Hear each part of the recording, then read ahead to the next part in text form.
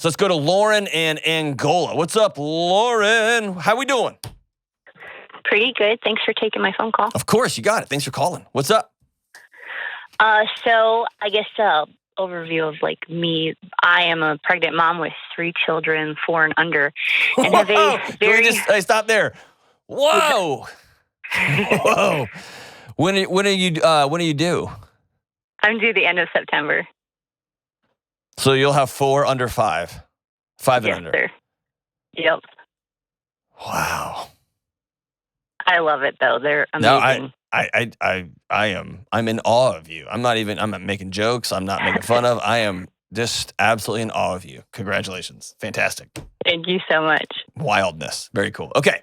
So 4 under 5. 4 under 5 Wow. have health issues, and my children have some health issues and stuff too. And my husband works all the time. Okay.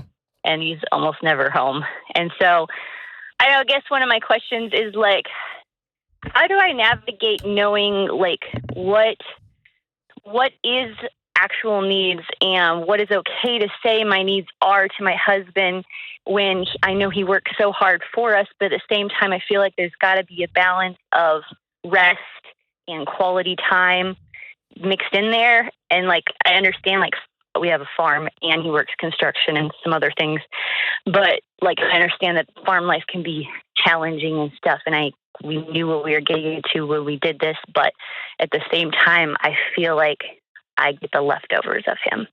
Yeah. Man, there's a lot of places to start here. Why do you think, who told you that your needs have to be filtered through all these different filters that you've put on them? I think a big part of it is I've always been the sick kid that always caused money to cost money and took up way much more time, and everyone always had to work harder for me. So it's a lot of like trying to be as less of a burden as I am.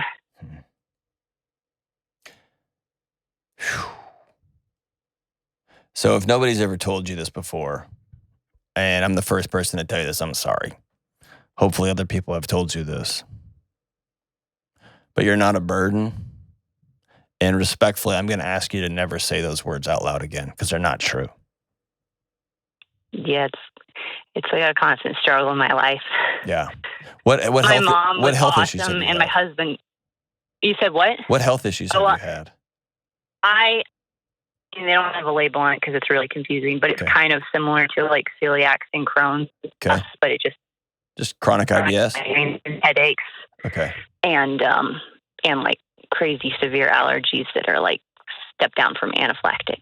Okay, so hey, I got a great idea. You should move to a farm. Oh, it's honestly a huge help because is it really? Because of all my food allergies, like we raise grass-fed beef, organic fed chicken, non-GMO pork, and it's like helps because we don't have to buy any of our meat. Okay, all right. My husband's just not great at balancing life and family and work. Yes. So you and I could go down a rabbit hole together that I think would be a distraction from the casual listener. So I will say this way, and I feel pretty strongly about it. Number one, a mother surrounded, a mother who's become a human jungle gym, which is what you are, right? Can be dreadfully and sometimes frighteningly lonely. Yes. Okay? Definitely. That's number one. Loneliness, a woman who loves her husband. Your husband's a good guy, right? Oh, yeah, he's awesome. Pretty amazing. Okay. And he's working his butt off. He's not hiding or running. He's not like sitting up in some... He's working his butt off. Okay. And he's probably trying to give you the life that y'all talked about having together, right? And you're trying to give him the life that y'all talked about having together. Yep. Yeah. And now we're in a dance, right? You love somebody who's just at the edge of your fingertips. That you see just in time for him to fade into a mist of sleep. And right when you open your eyes, he's getting up to walk out the door and get back at it. Yep. loneliness is such a biodysregulator, and it disrupts every part of your physical body. And so what I want to challenge you with is, if you are paying as close attention to your diet as you do, and you are trying to create a less inflammatory state inside of you, the first place I would start is with other people, not the dream. And I know that's hard to say out loud. So can you explain what you mean by that? Yes. You are cashing in relationally. You've moved out to a farm. You are missing your other half, literally, for this dream. And what I want to show you is this dream is costing you in your health, in your psychology, in your emotional regulation, and it is causing your body to eat itself from the inside out. Okay? And what's keeping this thing going is your dream. And my guess is I could sit down with your husband, who's in year 1 or year 2 or year 3 of working 20-hour days, trying to keep this dream going. Pretty much since he was probably 16. Okay. And working like this. I have hung out and loved and gone to church with and been friends with farmers who were very, very old. And they left it all on the field, literally. Right? And so the question I want y'all to ask is your dream worth your health? Is your dream worth your family? Is this life you're building worth where you're headed? And so to answer your original question is, your needs are always valid. And your needs are going to get in the way, if you will, and I hate to use that language, but they're going to be different than this cool picture that y'all have together. Like me and my wife, I'm making this up, but if we have some beautiful dream house that we want to build in the mountains, and then I break my leg, and my leg has to be amputated, and I don't have wheelchair access, then the dream is going to have to be different. See what I'm saying? Yeah. And it's not because I'm a burden. It's because life happened. It just is. And now we're going to do something different. Right? And so your needs count always. I would say, in fact, I'm working on a new book right now.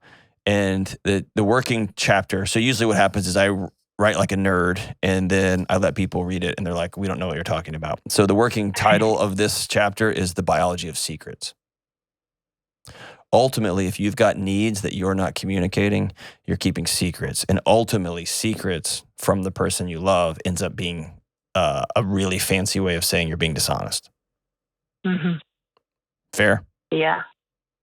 Okay. So I think it's really, really important that you sit down and say, here's what I need. I need you. And I would rather have you than this thing that we're trying to do. I don't know, that's like kind of my fear. I hate being the reason to mess things up. You're not. Like I love our dreams, and I feel like.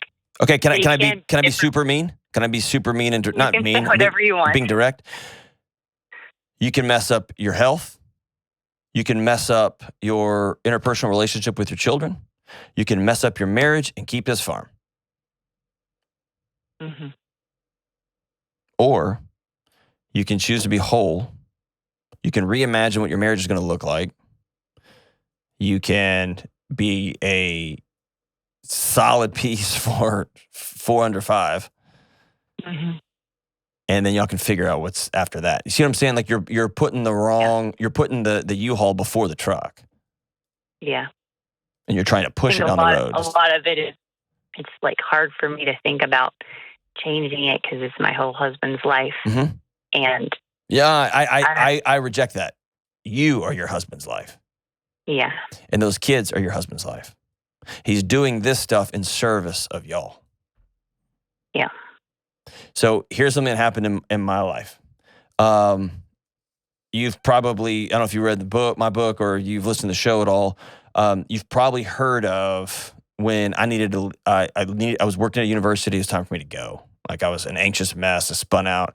We ultimately took a $70,000 household income pay cut to leave that city and to go somewhere else. We didn't make that much money. It was devastating financially for us. Okay. It's not like we were making $300,000 and we had to suffer through making $230,000. It was tough. And the part of that story I don't tell is that in that gap when we were leaving, there was a very real opportunity to become a vice president. And I was all in. And my wife sat me down for one of the first times in our marriage. And this was the beginning of us learning to recommunicate, to communicate in a new way. And she said, please don't. I need you. And it was enough that she felt like if I go do this new job, it might be it.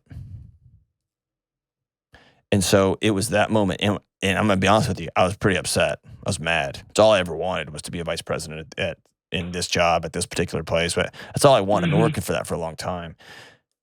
And I got pissed off and I kind of was like, threw a hissy fit because I was acting like a child, like an immature brat. And now that I look back, I cannot tell you how grateful I am that she spoke her needs out loud. I feel like that's kind of like what happened to us just last week. I'm not good at speaking my needs, and my husband is not used to me speaking my needs, or just assumed I did. And I finally said I couldn't do something that he really wanted to do, and kind of shocked him. Because he wanted to go on this big trip over the weekend. And I'm like, okay, I trust you as my husband, but if we go on this trip, you realize I have to do all these things and I'm probably going to be emotional wreck afterwards because I'm going to be worn out, which lowers my immune system. And the kids, I'm going to have to watch them the entire time because it's not a safe atmosphere. But he wanted to do that, but then I got sick. So... And that was probably, I'm speaking out of turn here because I'm not a medical doctor, but that was probably your body saying, if you're not going to stop this madness, I will. Yeah, I feel like it was God trying to give him a hint. It might have been, but it could have just been your body being exhausted and worn out. Yep. Here's a cool thing. And I say cool because it's going to involve tears and it's going to involve frustration and it's going to involve practicing and trying new things that y'all have never done before. You are going to have to create space for your husband to think for a season that you have not been telling him the truth. And it hurts. Even though you haven't been telling him how you actually feel or what you're experiencing to the fullest extent because you're trying to protect him, he has been working to the fullest extent to try to honor you. And there's going to come a collision there. Okay? Expect it. It's going to happen. Okay? Yeah. What needs to happen is he still has, I've worked really, really, really, really, really hard, and now we have a 4-day weekend or a 3-day weekend. Let's drive 8 hours for 7 hours of fun and drive 8 hours back. This is super common when people have young kids. One person generally is like, well, these kids have to eat, and I'm the chief fuel source for 2 of them, and one of them just rocket diarrhea is everywhere. You know what I mean? Somebody thinks through it, and the other one just has let's go to the lake, dude. And so here's what we have to do. We have to completely reimagine life. The life y'all had before does not exist anymore. It's over. Yep. The crazy farm life where he'd come work and he'd come home smelling a little bit, but it's kind of hot and kind of sexy. And you're like, ooh, there's my farmer. That world is over, right? Now we got 3 kids, another one on the way. I still think he's sexy, but you should probably shower because I need you to help put the kids to bed, right? It just looks different now. And we have to reimagine what this looks like. We have to build a new world because if you keep trying to drag the past with you into the present, it causes resentment, and then people start doing stupid stuff when they resent each other. Yeah. And you're going to resent him continuing to ask, and he doesn't really know the full extent because you're not telling him the truth. And he's going to resent you because he thinks you're just you become a burden, and you're not a burden. But that's the way you're acting, and that's the way it projects out into the world. I think that's the main reason why I know I'm bad about thinking things aren't necessarily needs because I'm always trying to not be a problem. And so I think like, I don't know, he just actually introduced me to your show just like 2 weeks ago. Ta-da! And, well, here we are. yeah. The So here we are, so. the most problematic thing you can do is not tell the truth. Yeah. It's not been intentional. It's just I know, realizing that I'm not. And I'm saying it mean and direct like that on purpose, okay? I know you haven't been lying to him, but you haven't been telling him the full extent. Mm-hmm. And by hedging, like, I don't want him to fully understand how tough things are, or I can't do it like I used to, or I don't want to do it like I used to want to do it, or we talked for 10 years about our farm, what it was going to look like, and we were going to have all this healthy foods, and we've watched all the YouTube clips and all that. And now I kind of just want to move into a 5-bedroom house in a suburb and have neighbors and people I can go get eggs and sugar from without having to go to the chicken coop with 2 kids strapped to my back. Like, life changes. The only thing you're doing right now is he feels that gap of you're not being transparent with him. You're not speaking your needs. He feels that gap, and he thinks that gap is his fault. And so he's going to do the only thing he knows how to do, which is work harder and longer. Mm-hmm. Yeah. Am I right? Yeah, I mean, I feel like, I don't know, maybe it's just a guy thing, but if he can't fix my problem, then it's just, it frustrates him and he just works harder. That's right. And what ultimately will happen is he will recognize in short order he's better at the farming stuff than he is at the husbanding stuff. He's better at the farming stuff than he is at the kids stuff, and he'll spend even more time there because that's where he feels efficacious. That's where he feels like he knows what he's doing. And that happens with attorneys. It happens with people who run fast food restaurants. I'm just better at work. It happens here. I'm not very good at this show, but you should see me try to husband. I'm not good at that either. And so there's some days I'm better at just reading articles and thinking up ways to talk about anxiety than I am sitting at the kitchen table listening to my daughter tell me about dragon turtles that eat. I don't know. I still don't know what we're talking about.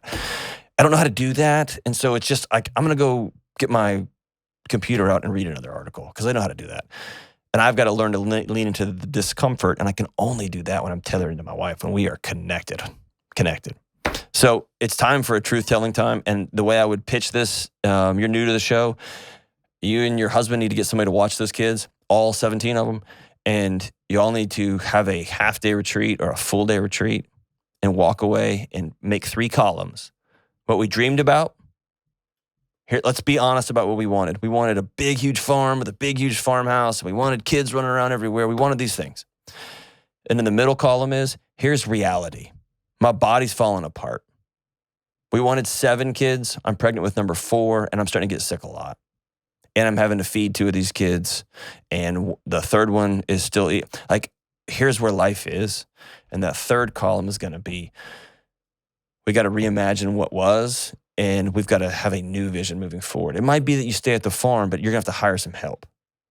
And it might be that you stay at the farm, but he commits to coming home at 5 o'clock every day and not going back out to run hay in the dark. It might be fill in the blank, any number of those things, that you need help 4 days a week with bedtime, with bath time, with breakfast time, with those things. You need those first, and then we're going to backfill work on the back end. Or you're going to have to hire a housekeeper, whatever it looks like. Here's what this looks like moving forward for us. And my promise to you is he's going to exhale too. Just like I did. Your needs always count. His do too. And the magic of being married is y'all figure out, how can I do whatever it takes to meet your needs while you're doing everything you can do to meet my needs? And that often means doing different things than either one of us would have cooked up. And that, my friend, is the beauty of it all.